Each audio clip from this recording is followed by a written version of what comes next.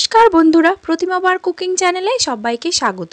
আমি আজকে নিয়ে এসেছি একদম সহজভাবে ম্যাঙ্গো কেকের রেসিপি, যা ঘরে থাকা চায়ের কাপ মেপে ও গ্যাসের চুলাতে আর ঘরে থাকা রান্নার বাসন ব্যবহার করে একটি দারুণ কেক তৈরি হয়ে যাবে। তাহলে দেখে নেওয়া যাক যে আমি ম্যাঙ্গো কেকটি কিভাবে বানাবো।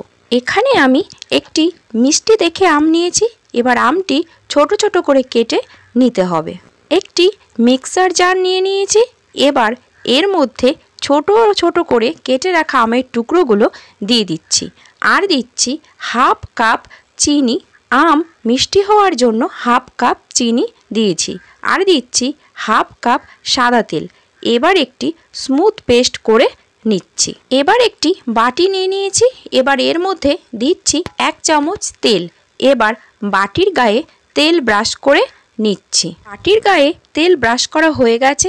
এবার এর মধ্যে দিয়ে দিচ্ছি 1.5 চামচ মতো ময়দা দিয়ে বাটির গায়ে এভাবে ঘুরিয়ে ঘুরিয়ে বাটির চারিদিকে লাগিয়ে নিচ্ছি।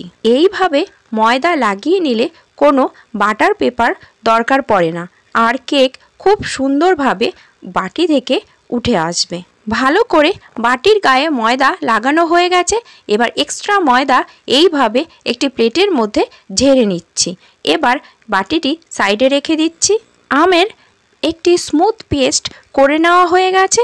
এবার একটি বড় বাটি নিয়ে নিয়েছি। এবার আমের পেস্ট এর মধ্যে ঢেলে নিচ্ছি।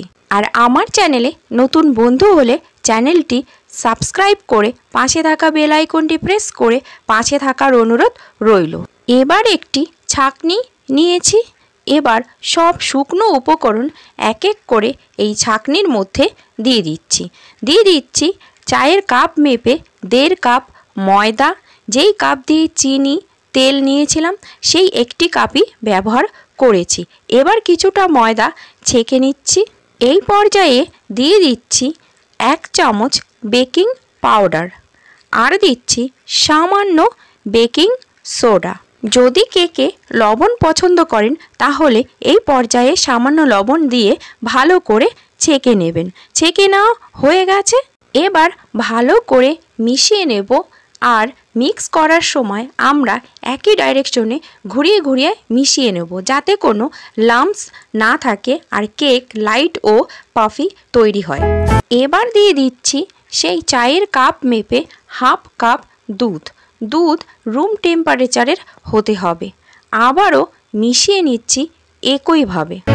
ব্যাটার ওভার মিক্স করা যাবে না। ব্যাটার ভালো করে মিশিয়ে নিয়েছি।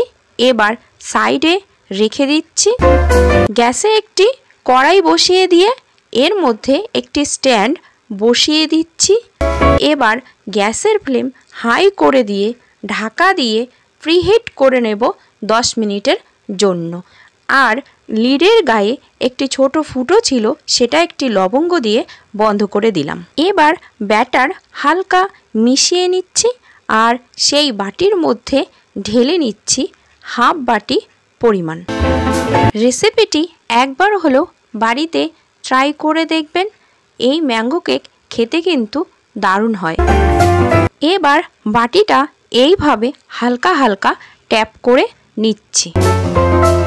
10 মিনিট পর ঢাকনা খুলে নিলাম ও বাটিটা কড়াইয়ে বসিয়ে দিলাম সাবধানে ও ঢাকা দিয়ে দিলাম 40 থেকে 45 মিনিট গ্যাসের ফ্লেম লো করে দিয়ে।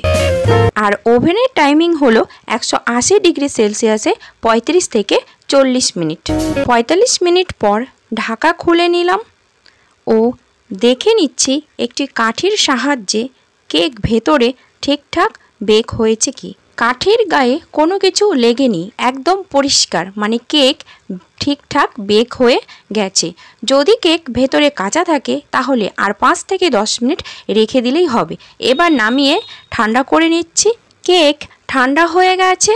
এবার একটি প্লেটের মধ্যে এইভাবে নামিয়ে নিচ্ছি। দেখুন কেক বাটির থেকে কি সুন্দর ছেড়ে এসেছে। আমার এই কেকটি 45 মিনিট সময় লেগেছে। গ্যাসের ফ্লেমের ওপর সময়টি নির্ভর করে, তাই আপনাদের কম বা বেশি সময় লাগতে পারে। 30 মিনিট পর কেক চেক করে দেখে নিতে হবে। আর আমাদের কেকও কিন্তু কি সুন্দর হয়েছে, দেখুন কেক কি সুন্দর নরম ও স্পঞ্জি হয়েছে। এবার একটি চাকুর সাহায্যে কেটে দেখাচ্ছি।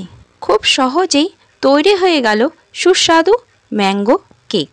ভিডিওটি ভালো লাগলে একটি লাইক ও কমেন্ট করার অনুরোধ রইল।